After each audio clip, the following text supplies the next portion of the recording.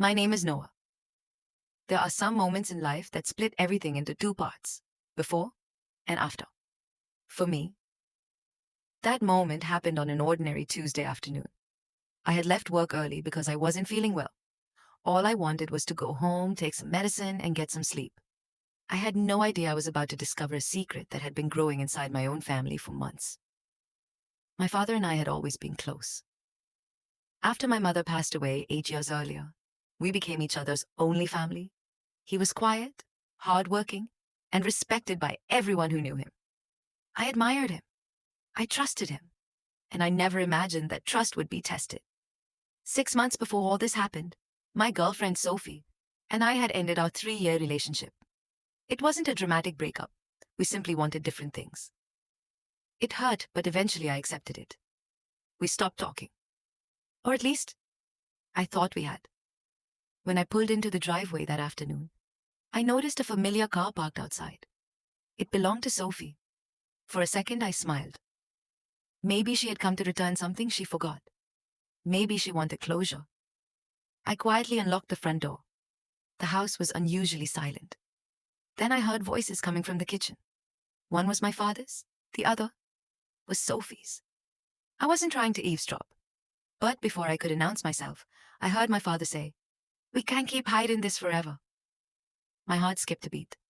Sophie answered softly, "I'm afraid he'll never forgive us." I froze.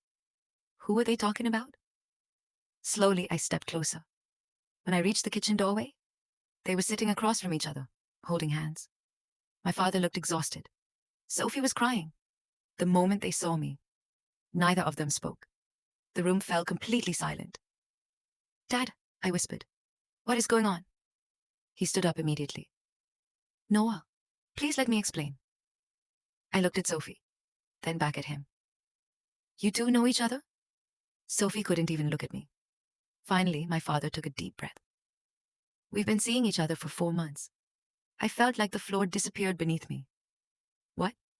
He nodded slowly. "It started after you and Sophie broke up." I couldn't believe what I was hearing. I turned to Sophie. "Is this true?" She wiped away her tears.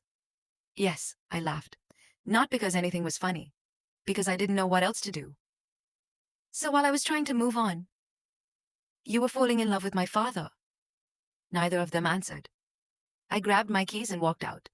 For days, I ignored every phone call, every text, every apology.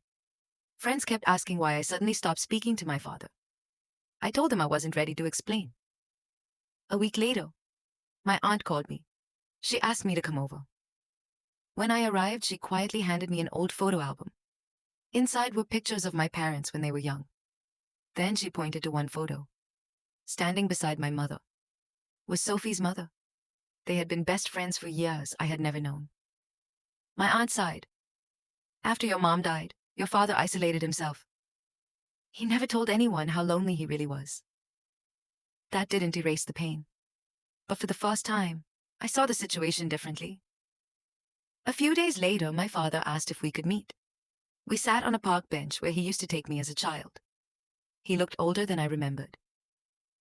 "I never wanted to hurt you," he said quietly. I tried to ignore my feelings. But the more we talked, the harder it became. I asked him the question that had been living inside my mind. "Why didn't you tell me?" He looked down. "Because I was afraid I'd lose my son." That answer hurt more than anything else. Because by hiding the truth, he almost did. Months passed before I spoke to Sophie again. She apologized, not for loving someone, but for keeping it secret.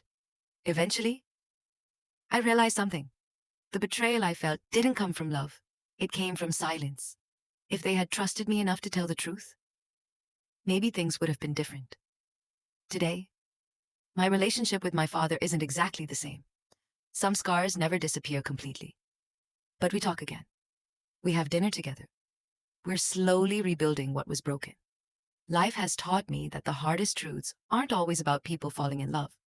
Sometimes, they're about the people we love being too afraid to tell us the truth.